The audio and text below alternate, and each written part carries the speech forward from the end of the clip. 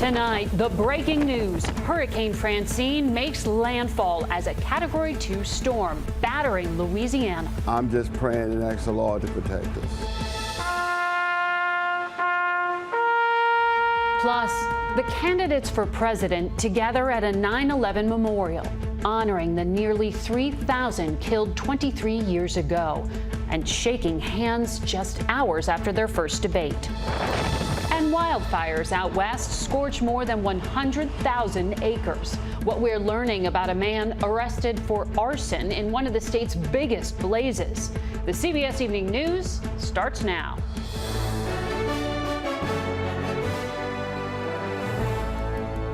Good evening. I'm Margaret Brennan, in for Nora O'Donnell. We begin with the breaking news. Hurricane Francine just coming ashore, making landfall in Louisiana with wind gusts over 100 miles per hour. Relentless storm surge of 5 to 10 feet is inundating the coastline and beyond into Mississippi and Alabama. And the worst is still to come in the hours ahead as the powerful storm lashes New Orleans. As much as a foot of rain may fall over the next 12 hours as the storm moves inland. Evacuation orders and curfews are in effect. CBS's Dave Malkoff reports from the impact zone in southern Louisiana. Good evening to you, Dave. Hey there, Margaret. You can see that we are being pushed around. Look how the debris is coming off of these trees back here, and pieces are being ripped off. It's crazy to think of this as being the not most violent part of the storm. The most violent part of the storm is in the eye wall, and that is yet to come. We have about an hour before that pushes past us right here in Houma, Louisiana. The most violent part of this storm is just minutes away. Areas of Terrebonne Parish. This morning at Rouse's Supermarket in Houma, carts were loaded and registers were ringing. Guys, we got 7 minutes. This was their last chance to get supplies, as Shakitha Streams wants to keep her kids distracted and busy. We got toys and playing things for the kids. I even bought some little school practice books. I'm just hoping everything just goes smooth, everybody be safe. With police and fire, we got communications, public works, utilities. Terrebonne Parish President Jason Bergeron brought us into the Emergency Operations Center. We have our pump system on this TV in the back here. Right now, the levees are holding, but the water is rising. Are there still people beyond the levee system who are staying behind? I would not doubt there are. The ground is saturated with water, and as the levee system is closed, that water has a harder time getting out, except for some areas that have some pumps. New Orleans could get as much as 10 inches of rain, putting the city's water pumps and drainage system to the test. Even vintage streetcars were taken out of service and moved to protected areas. Stay inside, hunker down. Now is the time, between now as well as moving into midnight. And New Orleans is 45 miles away from us here, so you see how widespread the damage in something like this can spread across a geographic area. We still have some time to go because the eye wall will pass over us, then the eye, and then the bottom part of the eye wall. And there is still a lot of activity, Margaret, in the Atlantic Basin right now, so hurricane season still has a ways to go. Dave Malkoff, you stay safe. Thank you. For the latest track on Hurricane Francine, let's bring in CBS's Lonnie Quinn. Good evening to you, Lonnie. What is the biggest danger heading into this evening? I think we're talking about storm surge and freshwater flooding. It's going to be the signature of this storm. Yeah, you saw the winds out there where Dave is, and there could very well be some 90 to 100 mile per hour gusts where he is around Houma. Also, some pretty decent winds around New Orleans as well. But we're going to test those levees. All right, they survived fine during Ida 4 years ago. That was their first test. This will be the second test as that storm pushes on shore. So currently, the northern portion of the eye wall is inland, but the southern portion of the eye wall, it's not as strong, but it has yet to make its way through. For a place like Dulac, that's in the eye right now, you are going to get those winds bumped up in about 20 minutes or so. As it moves inland, it's going to quickly weaken. By the time you get to tomorrow, it's in the process of weakening as it pushes towards Hattiesburg. It becomes a tropical storm, and then by probably tomorrow night, you're looking at a tropical depression, but it's still putting down a lot of rain. For a place like Memphis, well to the north of where landfall is going to be. Memphis could see 4 to 6 inches of rain, but around New Orleans and the coastal areas, I think 5 to 10 is going to be a pretty decent number that's going to be widespread throughout that area. That's the very latest. It's all yours, Margaret. All right, Lonnie, I know you'll stay on top of it all. Yep. We go now out to the west, where those wildfires have been ravaging Southern California. Police arrested an arson suspect that they believe sparked one of 3 large blazes in the state, 2 of which have exploded in size over the last 24 hours. As CBS's Ben Tracy shows us, dozens of homes have been destroyed. The so-called airport fire took a dramatic turn overnight, torching homes and vehicles as it barreled its way along the border of Orange County. Residents managed to escape the inferno, which has now burned more than 23,000 acres. The thought about being burned alive is nuts. Federico Salinas returned to find his home and animals were spared, but not much else. This whole neighborhood is gone. What do you make of this? It's scary. It really is. In the mountains above Los Angeles, the bridge fire rapidly grew 12 times its size in less than a day and took aim at the community of Wrightwood. To see a fire that's burning 40,000 acres in 24 hours, it's not an understatement when we say this fire exploded into town. The wind-driven flames destroyed at least 39 homes and cabins. This woman was among those rescued. A popular ski resort was also threatened. We have active fire on both sides of this canyon. The heat that exists and the fuel that's still out there presents a very real risk to all of these communities. Meantime, authorities have arrested and charged 34-year-old Justin Holstenberg for allegedly starting the line fire that has ravaged close to 35,000 acres. Officials say the investigation is not over. It's my belief that we will actually find out this suspect may have been responsible for other fires. Here in California, wildfires have already burned 3 times as many acres as last year. And Margaret, we are just entering the height of wildfire season. Indeed. Ben Tracy, thank you. Well, Vice President Kamala Harris and former President Donald Trump had a brief but respectful exchange today with a somber handshake at the Ground Zero ceremony to honor the victims of the deadliest terrorist attack in American history. Hours earlier, the two faced off for their first debate, showing their very different views on America's present and future. CBS's Ed O'Keefe brings us the latest. Less than 12 hours after stepping off the debate stage, Vice President Harris and former President Donald Trump crossed paths again in Lower Manhattan today as the nation marked 23 years since the 9/11 attacks. The Harris team is pushing for the two contenders to meet again in October. But Trump, who repeatedly fell into rhetorical traps set by Harris, today said he's not so sure. I think that, are we going to do a rematch? I just don't know. But we'll think about it. The former president tried to dismiss the surprise endorsement of Harris late Tuesday by pop star Taylor Swift, who has 283 million followers on Instagram. She'll probably pay a price for it in the marketplace. Swift cited Harris's choice of running mate Tim Walz and his standing up for a woman's right to her own body. During the debate, Harris attacked Trump for nominating Supreme Court justices that helped end federal protections for abortion rights. The government, and Donald Trump certainly, should not be telling a woman what to do with her body. The two candidates sparred over the economy and inflation. Donald Trump left us the worst unemployment since the Great Depression. She doesn't have a plan. She copied Biden's plan, and it's like 4 sentences. Like run, spot, run. Trump made several false statements, like claiming millions of undocumented immigrants are crossing into the country each month, that the Biden administration has had perhaps the highest inflation rate in the nation's history, and that Haitian immigrants are eating pets in the city of Springfield, Ohio. In Springfield, they're eating the dogs, the people that came in. They're eating the cats. They're eating the pets of the people that live there. A Springfield city official has disputed those claims. You talk about extreme. On a split screen, Harris's facial reactions often said what she couldn't with a muted microphone.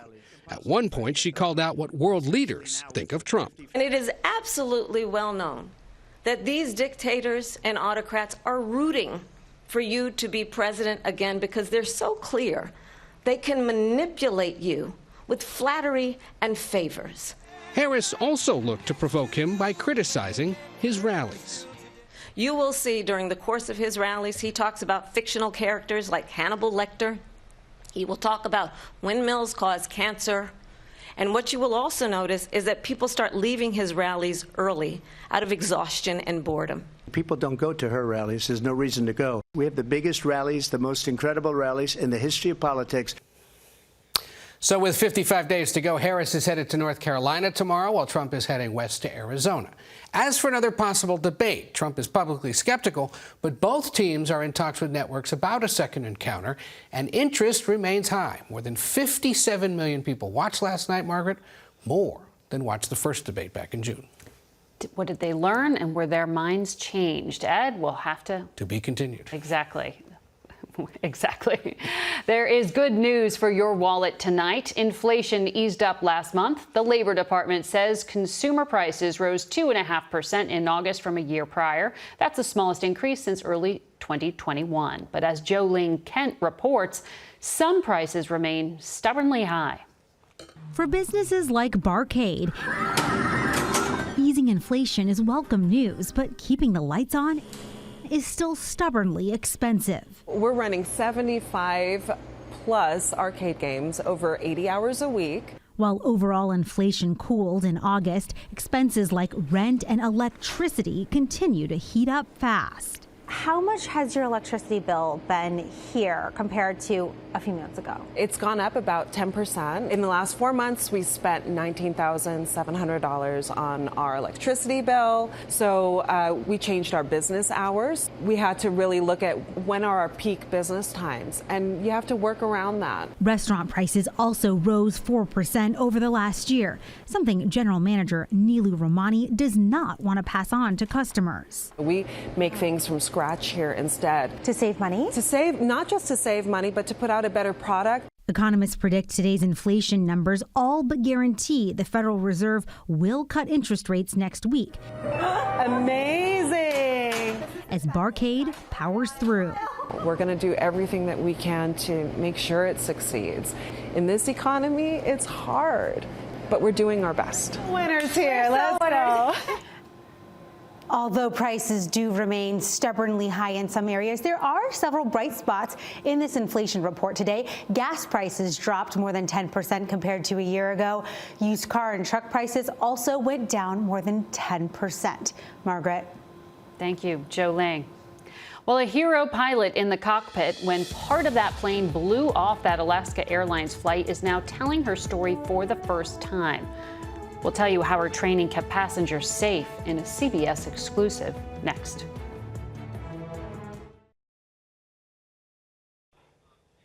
One of the hero pilots aboard that Alaska Airlines plane that had a door blow out mid-flight in January is now speaking out for the first time tonight about those terrifying moments. CBS's Chris Van Cleve has the exclusive interview.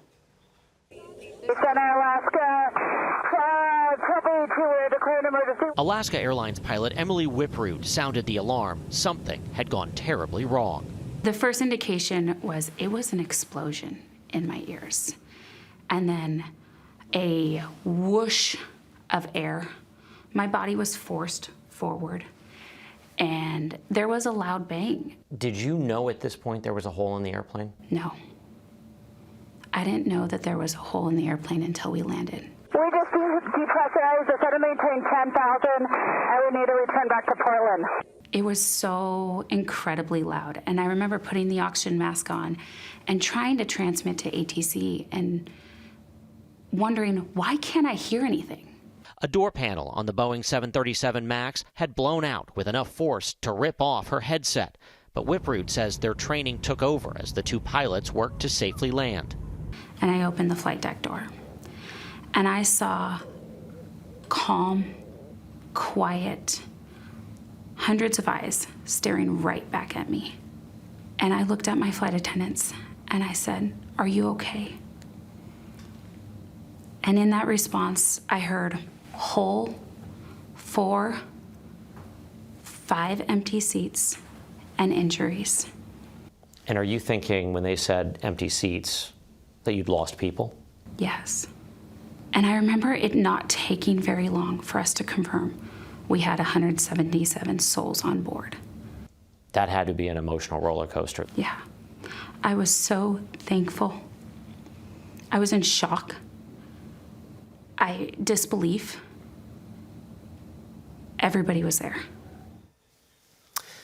Whip Rude is back on the flight deck telling us it was very important for her to get back in the saddle.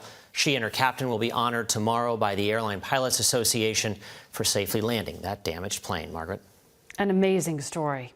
Chris, thank you for bringing it to us. We'll be right back.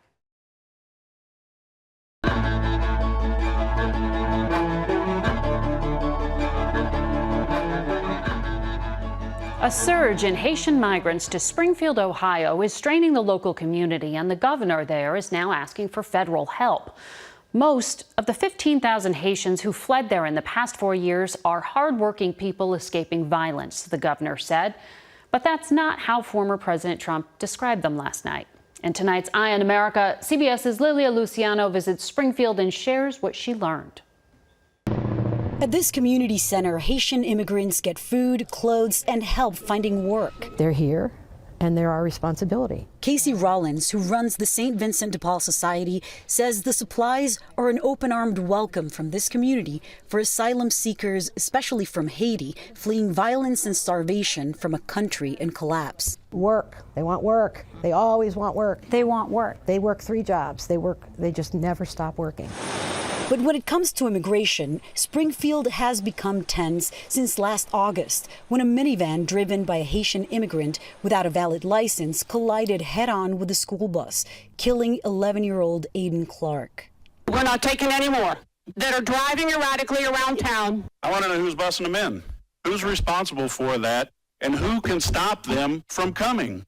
And last night, former President Donald Trump poured fuel on local grievances with a baseless conspiracy theory. The people that came in, they're eating the cats. They're eating the pets of the people that live there. The claims are false, but the pain in the community has been real for a while. For myself, I'm a little bit worried. I'm afraid too, because, life, you are the one to be protected first, your life. And when things happen like that, that makes me very afraid. We try every single day to make us better. And when you make us better, the neighborhood gonna be better, the city gonna be better. Springfield was once a manufacturing hub. Since 2000, jobs have dropped by nearly half. And while Haitian immigrants, most of whom have temporary protected status and work permits, have been blamed for stealing jobs, there are more than enough jobs. Business owners like job recruiter Alex Muller see their presence as vital. They've been very welcoming, they've been very kind, and they're very grateful to have the opportunity to provide for themselves and their families. It's a complicated issue that can't be divided along political lines. The last thing that we need is to have the worst day of our lives violently and constantly shoved in our faces. Nathan Clark understands that more than anyone. Using Aiden as a political tool is, to say the least, reprehensible. It was his son who was killed a year ago in the bus crash. My son, Aiden Clark, was not murdered. He was accidentally killed by an immigrant from Haiti. This tragedy is felt all over this community, the state, and even the nation. But don't spin this towards hate. In campaign talk, there's often no room for nuance. But to understand immigration in this town and this country, nuance is essential. For Eye on America, Lilia Luciano, Springfield, Ohio. A uniquely New York tribute to the heroes of the September 11th attacks. That's next.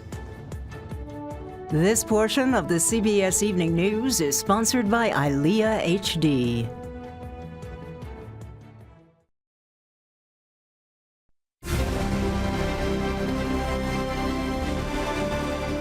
Finally, tonight's Heart of America, as the nation remembers those killed 23 years ago today and those who died in the months and years that followed.